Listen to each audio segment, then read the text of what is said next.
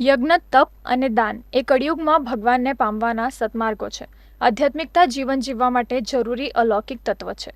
ત્યારે નવસારી શહેરમાં અલૌકિક અતિરુદ્ર મહાયજ્ઞનું આયોજન કરવામાં આવ્યું છે, જેમાં 350થી વધુ દેશભરના ભૂદેવો યજ્ઞમાં જોડાયા છે.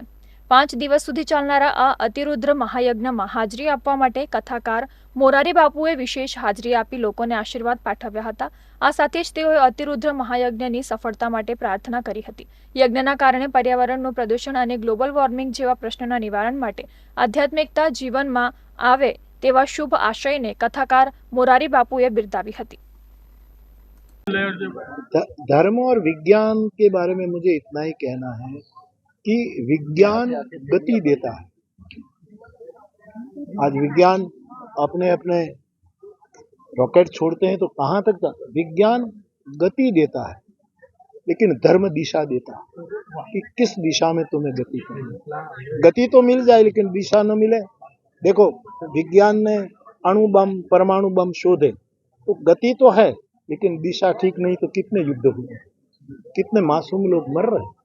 तो विज्ञान के साथ धर्म का दिशा निर्देशन बहुत जरूरी। विनोबा जी ने भी कहा कि विज्ञान और धर्म का समन्वय कलयुग में बहुत जरूरी है, और यज्ञ भी यही काम करता है। आप सबके लिए मेरी बहुत बहुत शुभकामना।